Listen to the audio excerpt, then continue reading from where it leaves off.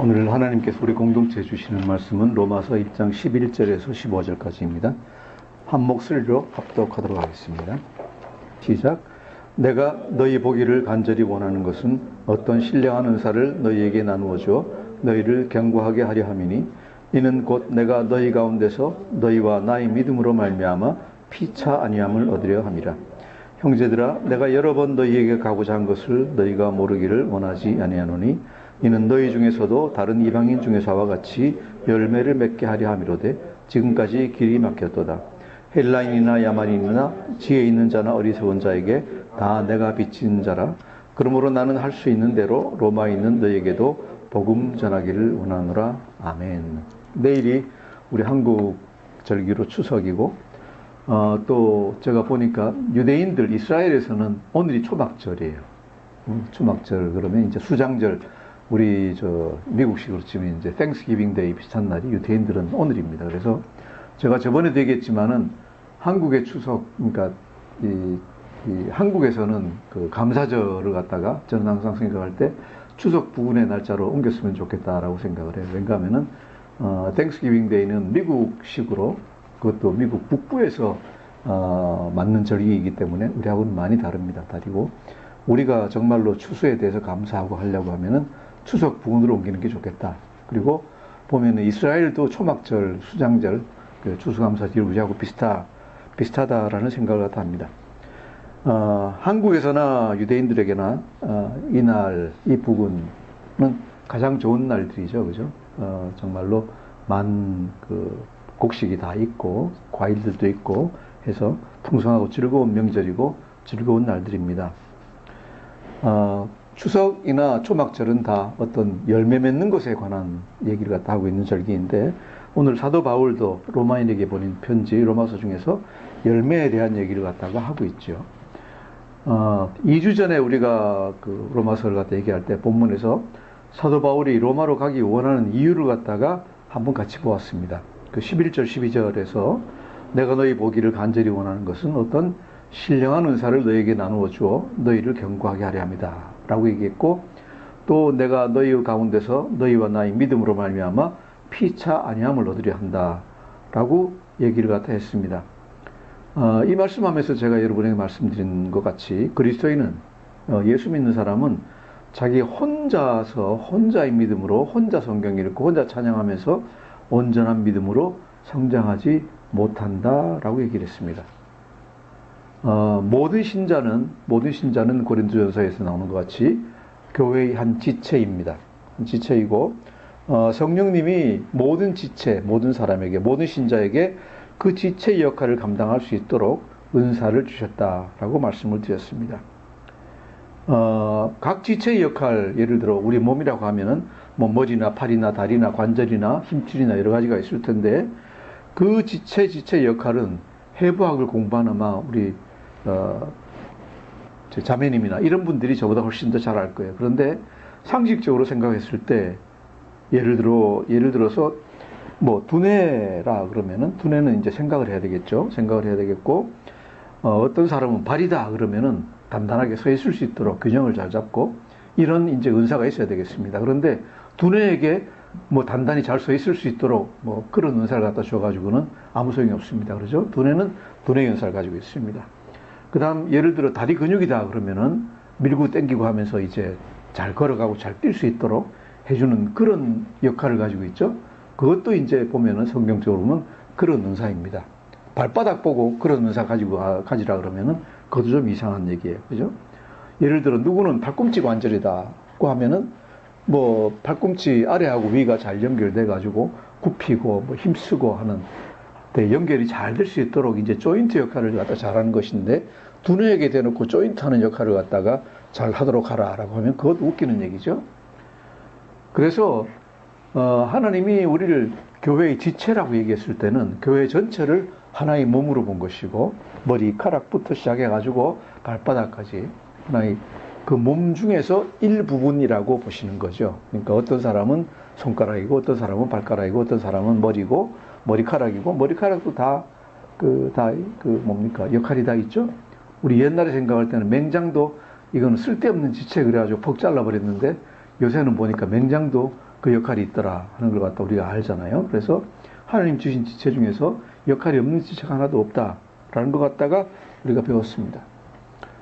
또 한 가지 우리가 배운 것은 뭔가 하면은 각 지체가 높고 낮음이 전혀 없다. 높고 낮음이 전혀 없다라는 것을 갖다가 우리가 배웠죠. 그래서 교회에서 모든 성도들은 어떻다고요? 다 평등하다라는 것 갖다가 얘기했습니다. 목사라고 해서 더 높은 게 아니다. 목사는 어떤 사람입니까? 목사는 성도들에게 말씀을 설교로 가르칠 수 있는 은사를 받은 사람입니다. 그래서 말씀을 잘 이해하고 전할 수 있는 은사를 받은 사람이다.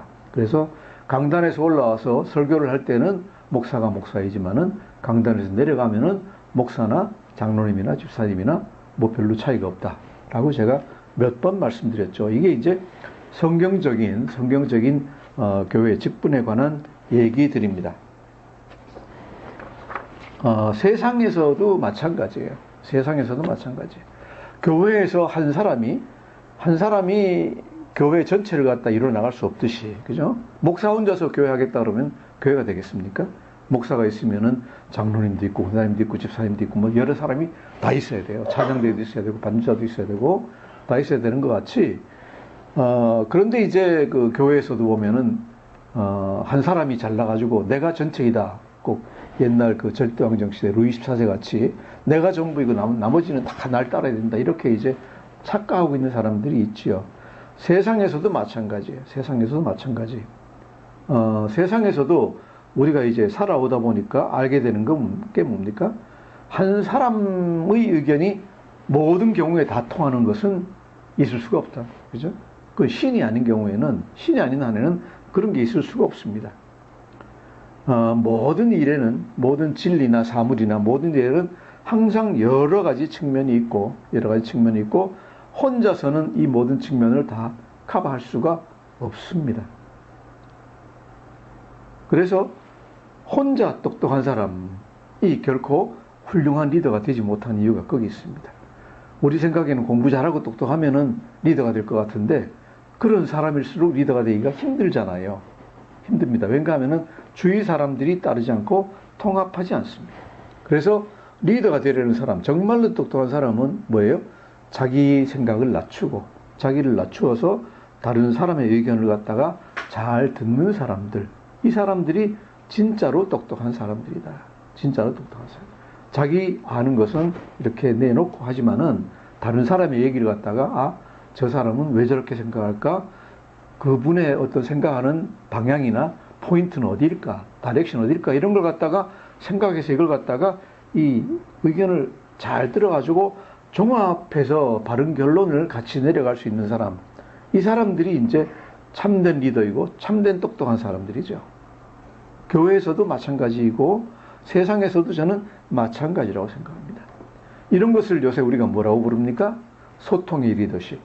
소통의 리더십 또는 통합의 리더십이라고 그러잖아요. 세상에서 이제 리더가 될 수 있는 사람은 옛날에는 세상이 단순해가지고 혼자 잘 날아가지고 할 수 있었지만은 이제 더 이상은 그게 안 된다. 그래서 혼자서 여러 면을 다 알 수 없기 때문에 반드시 다른 사람의 의견을 모아서 이렇게 듣고 하는 그런 것이 이제 중요하다라고 생각을 하고, 이것이 이제 리더의 가장 중요시되는 현대사회의 덕목이죠.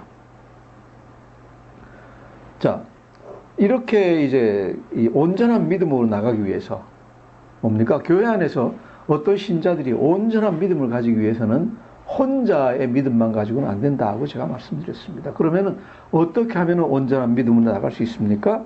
다른 사람에게 얘기를 갖다가 들어봐야 된다. 다른 사람이 아는 하나님의 진리, 다른 사람이 깨달은, 다른 사람이 받은 은혜를 계속 들어봐야지 우리가 온전한 믿음으로 나갈 수 있다라고 했습니다. 그래서 그런 믿음으로 나가기 위해서 바울은 자신이 가진 은사, 자신이 받은 은사로 알게 된 것을 다른 사람들에게 나누어 주고, 또 로마에 있는 성도들이 받은 은사와 받은 지혜를 가지고 자기도 온전하게 되기를 바라는 겁니다. 그래서 피차 아니함을 얻는다라고 얘기합니다. 이것이 결코 겸손한 얘기가 아니라는 것을 제가 저번 시간에 말씀드렸습니다. 피차 아니함을 얻는 것이 당연히 해야 되는 것이고 반드시 그런 것입니다. 자, 그러면은 사도 바울은 무엇을 위해서 열매를 맺기 원하는가? 무엇을 위해서 열매를 맺기 원하는가? 무슨 열매를 맺기 원하는가? 13절 우리 같이 한번 읽어보시겠습니다. 시작. 형제들아, 내가 여러 번 너희에게 가고자 한 것을 너희가 모르기를 원하지 아니하느니 이는 너희 중에서도 다른 이방인 중에서와 같이 열매를 맺게 함이로되 지금까지 길이 막혔도다. 막혔도다. 하나님이 우리에게 은사를 주시면서 교회의 지체가 되게 하시면서 기대하시는 것이 무엇일까요? 열매를 맺게 하는 것이다. 서로 교제하고 교통함으로써 열매를 맺게 하는 것이다. 하는 것입니다. 그리고 또한 열매에는 여러 가지 종류가 있습니다. 성령의 열매가 있고 전도의 열매가 있고 성경에 보면 입술의 열매, 찬양의 열매 이런 것들이 다 있습니다. 그럼 사도 바울은 어떤 열매를 맺기 원하는가? 어떤 열매를 맺기 원하는가? 로마에 있는 성도들이 어떤 열매를 맺기 원하는가? 얘기하는 대로 로마의 성도들이 바울의 믿음과 지혜와 이런 것을 듣고 믿음이 온전해지기를 원한다 그랬습니다. 믿음이 온전해지기를 원한다. 예수 믿는 사람들 또 사역자들은요. 사역자들은 이렇게 동역하는 사람들, 같은 믿음 가진 사람들 만나서 얘기하는 걸 굉장히 즐거워하고 기뻐하고 또 그걸 필요로 해요. 필요로 해요. 여러분도 그 점에 대해서 이제 생각을 해보시기 바랍니다. 며칠 전, 한 사나흘 전에 스위스에서 이제 손님 한 분 이제 사무실로 왔습니다. 같이 이제 제가 하는 티 사역을 하고 있는 분인데 이분이 이제 독일계 스위스 사람인데 굉장히 똑똑해요. 학교도 좋은 데 나왔고. 그런데 뭘 하고 있는가 하면은, 스위스에서는 부인이 일하고 있고 자기는 이제 주부를 갖다 해요. 주부 역할을 갖다 하고 부인을 서포트하고 있고 그런데 이제 집에 있으면서 남는 시간에는 계속 이제 일을 하고 또 1년에 2번, 3번씩 어디를 오는가 하면 몽골을 갔다 와요. 몽골에 와가지고 한 번에 올 때마다 한 달씩 거기서 섬기는 거예요. 섬기면서 거기에 이제 책 번역하는 것하고 책의 내용하고 이런 것들을 갖다가 이제 거기 몽골의 사역자들하고 같이 나누면서 또 집에 있을 때도 이 책 번역하고 하는 걸 갖다가 다시 한번 정확하게 번역이 됐나 체크하고 이런 걸 갖다가 이제 계속해요. 굉장히 조심스럽게 아주 신실하게 일을 할 수 있는 분이에요. 하고 있는 분이에요. 자, 이분을 보면서 처음에는 사람들이 이상하게 생각을 해요. 왜? 멀쩡한 사람이에요. 멀쩡한 사람. 머리도 좋고 좋은 학교 나오고 지금도 일할 수 있고 다 한 분인데 물론 아내를 도와서 주부 일을 하는 것도 중요하지만은 다른 일을 할 수 있다고 생각을 하거든요. 하는데 다른 일을 전혀 안 해요. 전혀 안 하고 모든 이제 주부의 시간을 빼놓고 모든 시간을 다 바쳐서 몽골의 티 사역을 섬기고 있는 거예요. 몽골의 티 사역을 섬기고 있는 거예요. 왜 그렇게 하느냐? 자기가 마땅히 해야 될 일이라고 생각을 하고 그런 일을 갖다가 하고 있는 거예요. 그래서 이분을 보면은 정말로 저도 이제 헌신한다고 하고 있지만은 내가 하고 있는 건 아무것도 아니구나 라는 걸 갖다가 이제 깨닫게 돼요. 그런다고 해서 이분이 무슨 사례를 많이 받아가지고 그러느냐? 아니에요.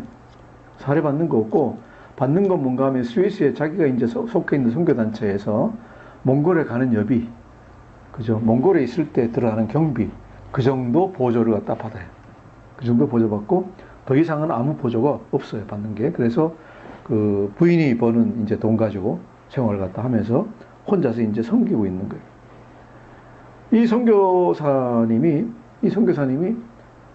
몽골에 갈 때마다 가는 길에 또는 오는 길에 한국에 들러요. 물론 비행기가 이제 가는 비행기가 스위스에서 이쪽에 한국에 인천공항에 왔다가 그 다음에 이제 몽골로 가니까 그것도 이제 이유가 있겠지만은 이렇게 이제 한 달씩 여행하고 그러면 굉장히 피곤하잖아요. 그럼 저 같으면은 아이고 돌아가는 날 그러면 하루 빨리 이제 돌아가야 되겠다 생각을 하는데 꼭 어떻게 하는가 하면은 인천에 와가지고 하룻밤을 자요.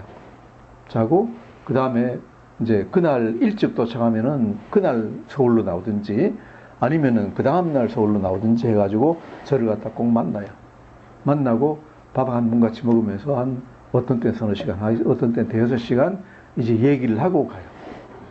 얘기를 하고 가는데 그렇게 하는 것을 갖다가 굉장히 기뻐해요. 기뻐하는데 왜 그런가? 왜 꼭 한국에 와서 저를 만나려고 하는가? 하루를 갖다 지체하면서 왜 그렇게 하는가? 물론 약간 이제 비즈니스도 있어요. 약간 뭐 어떤 책을 갖다가 뭐 할까 말까 하는데 그런 건 이메일이나 다른 방법으로 해도 얼마든지 다 되는 거예요. 다 되는데 왜 꼭 올까? 만나서 즐겁다. 만나서 즐겁다. 뭡니까? 같은 사역을 하고 같은 마음으로, 그죠? 주님을 섬기는 마음으로 헌신하면서 사역하는 일꾼을 만나가지고 말씀에 대해서 얘기하고 사역에 대해서 얘기하고 이런저런 뭐 인포메이션도 받고 자기가 가던 것도 주고 그러니까 가르쳐주고 또 배우고 이렇게 하는 게 너무 즐겁다는 거죠. 너무 즐겁다는 거죠. 그래서 자기가 올 때마다 꼭 온다. 그리고 가면은 반드시 집에 도착해서 이메일이 너무 좋았다. 너무 좋았다. 이런 게 좋았고 저런 게 좋았고 뭐 이렇게 했으면 좋겠고 이런 얘기를 갖다 반드시 해요. 반드시. 저는 어떠냐? 저도 마찬가지예요. 우리 뭐 제가 하고 있는 사역하고 별 상관없어요. 상관없는데 만나면은 주님 안에서 이렇게 같이 섬기는 사람 만나가지고 그 자신이 이제 겪은 것들 그동안에 또 하고 있는 얘기들 이런 거 들으면은 굉장한 도전을 받고 엄청나게 어떤 걸 갖다 배우게 되는 거예요. 배우게 되는 거예요.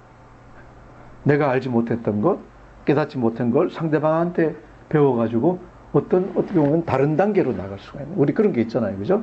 어떤 일을 갖다가 그냥 루틴하게 쭉 하고 있다가 하는데 옆에서 푹 뭐가 충격이 들어오고 새로운 어떤 정보가 인풋이 들어오면은 그것 때문에 뭔가 딱 열매를 하나 맺고 나가는 그런 경우들이 많이 있거든요.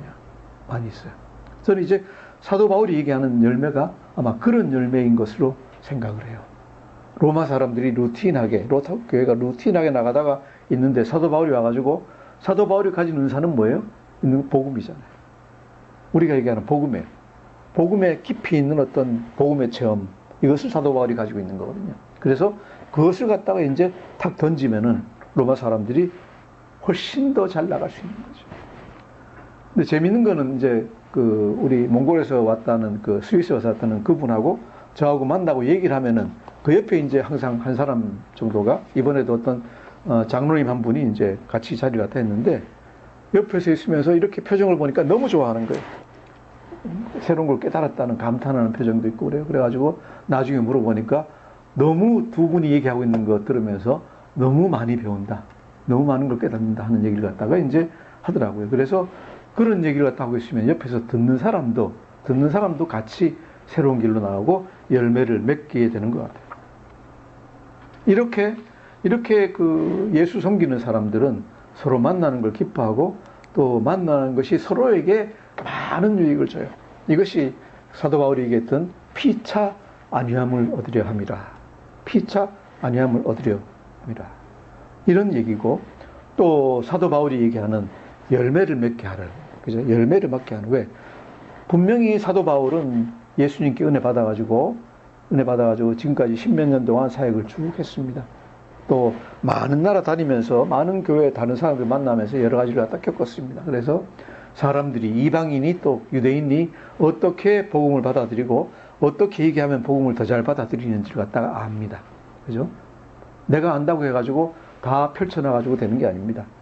이렇게 지금까지 가르쳐보고 얘기한 경험을 가지고 어떤 방식으로 얘기하면 이분들이 더 잘 받아들이고 더 잘 이해한다는 걸 경험을 통해서 알고 있습니다. 그래서 그것을 이제 나누어주면 틀림없이 로마에 있는 교회가 그냥 한 단계 큰 스텝 더 그냥 더 나갈 수 있을 거다라는 확신을 가지고 있으니까 안다를 하는 거예요. 안다라는 거. 빨리 좀 가봐야 되겠는데. 또 로마가 어떤 교회입니까? 저번에 얘기한 대로 로마 제국의 중심에 있는 교회이다. 모든 길은 다 로마로 통하고 로마에서는 가고 싶으면 어디든지 다 갈 수 있다. 그죠? 그래서 로마에서 교회가 굳건하게 세워지고 복음이 굳건하게 세워지면은 로마 제국 전체가 그 당시 문명사회 전체가 복음화될 수 있는 그런 자리이기 때문에 더더군다나 사도 바울이 안다를 했을 겁니다. 자, 그런데 이렇게 복음 전하고 싶어 하는 사람, 또 자기 어떤 사명감에 투철한 사람은 이 또 다른 어떤 의무감이나 이상한 생각들을 가지고 있어요. 우리 13절, 15절을, 뭡니까?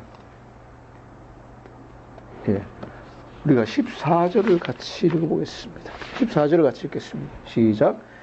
헬라인이나 야만인이나 지혜 있는 자나 어리석은 자에게 다 내가 빚진 자라. 다 내가 빚진 자라 그랬습니다.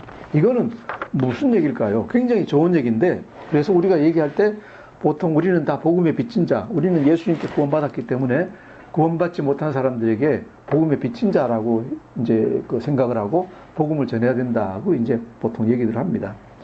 하는데 그것도 당연히 맞는 얘기입니다. 맞는 얘기인데 그런다고 해가지고 모든 사람이 다 선교사가 될 수는 없는 거 아니에요, 그죠?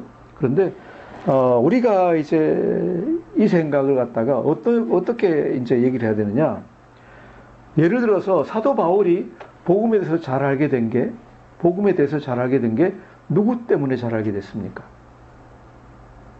누구 때문에 잘 알게 됐습니까? 하나님 때문에 잘 알게 된 겁니다. 하나님이 주신 것입니다. 그죠? 하나님이 인도해 주신 겁니다. 그리고 예를 들어 사도 바울이 입이었다고 하면은 하나님이 입에게 어떤 은사를 주신 것은 입 혼자 잘 먹고 잘 살라고 은사 주신 겁니까? 아니잖아요. 머리에게 어떤 은사 주신 것은 머리 혼자 너 혼자 잘 살아라. 딴 데는 뭐 어떻게 되든 간에 너 혼자 잘 이렇게 주신 건 아니거든요. 머리에게 은사를 주신 건 뭐예요? 두뇌에게 은사를 주신 거는 두뇌를 가지고 전신을 갖다 잘 컨트롤할 수 있도록 하기 위해서 준 거예요.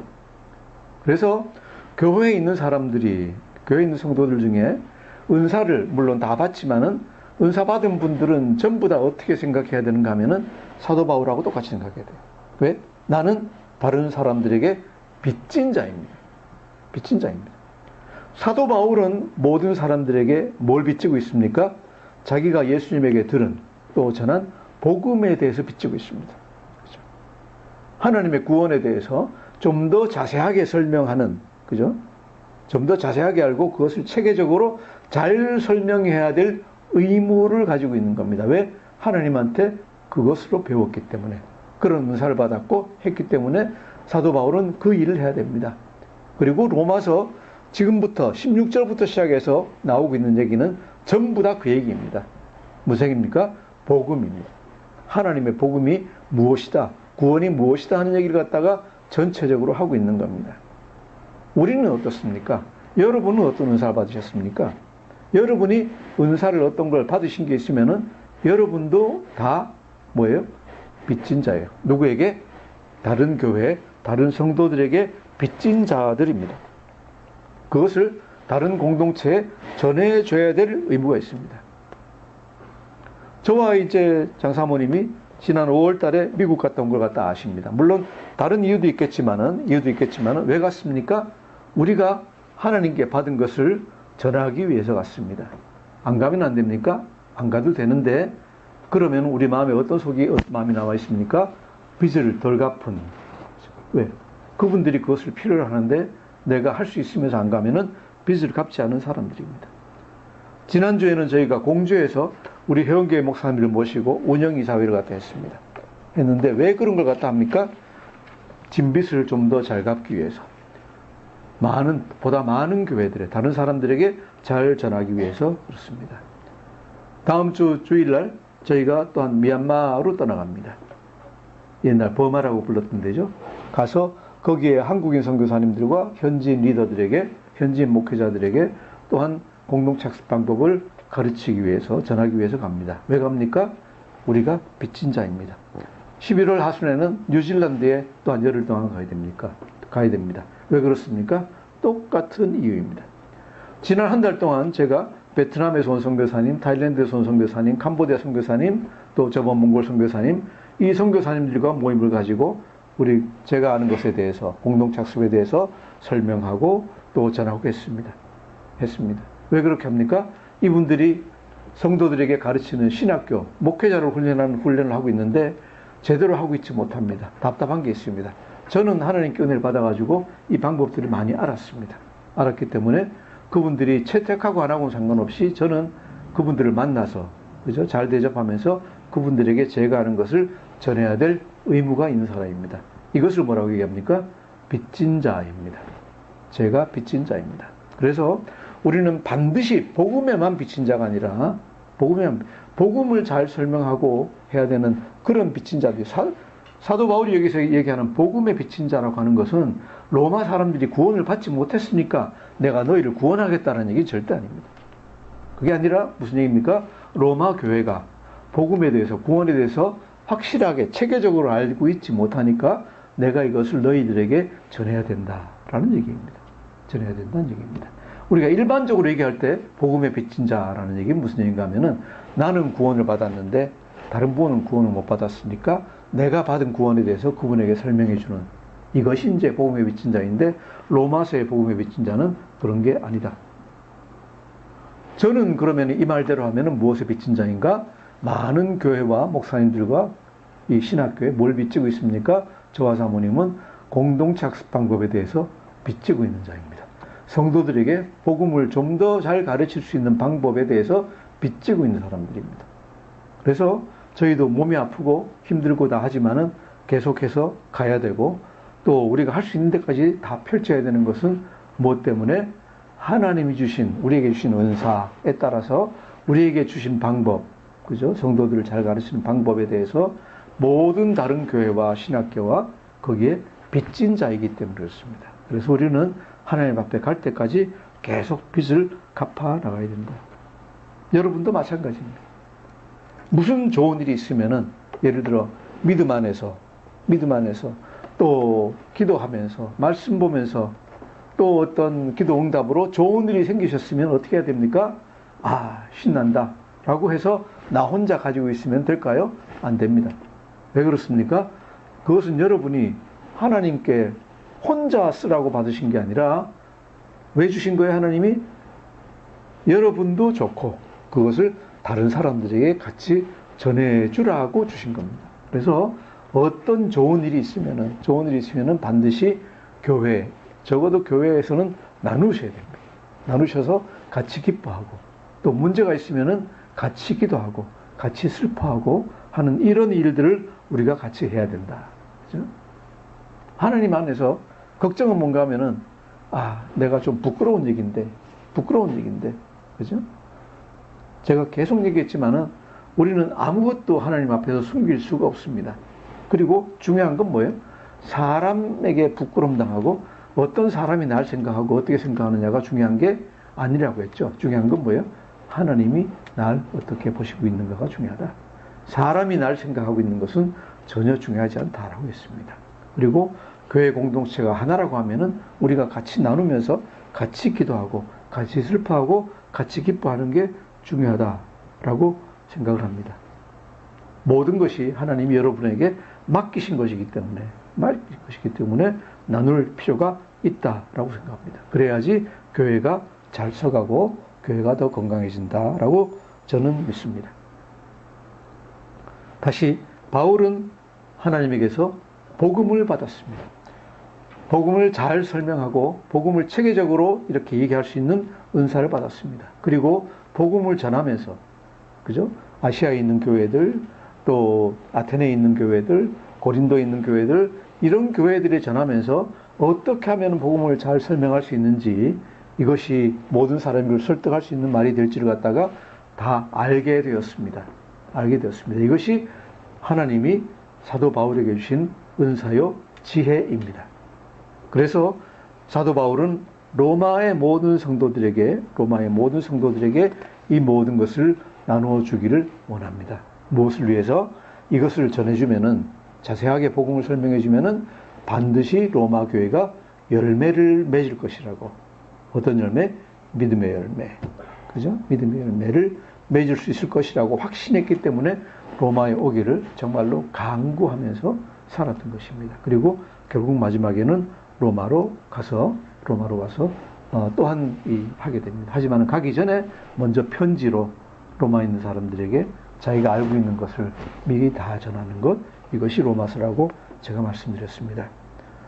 여러분이 무엇을 가지고 있습니까? 무엇을 가지고 있든 간에 이 추수의 계절에, 추수의 계절에 또 친척들 만나시고 친구들 만나시고 하시면은 그냥 즐겁고 재밌게 보내는 것도 좋지만은 자신이 받은 은혜가 있으면은 자신이 받은 은혜를 다른 사람들에게 나누어줘서 열매 맺게 하시는 것, 이것이 하나님이 기뻐하시는 참된 추석 명절인 줄 믿습니다.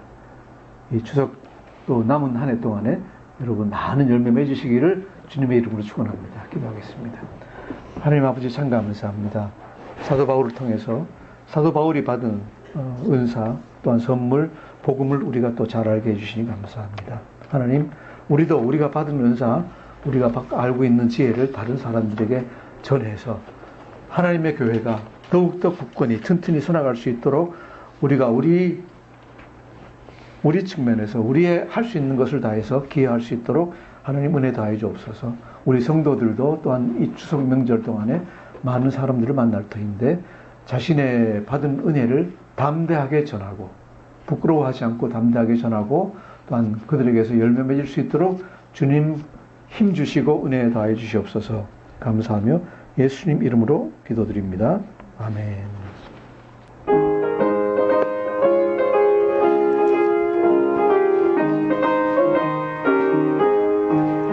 익은 곡식 거둘 자가 없는 이때에 누가 가서 거둘까? 내가 어찌 게으르게 앉아 있을까? 어서 가자 밭으로.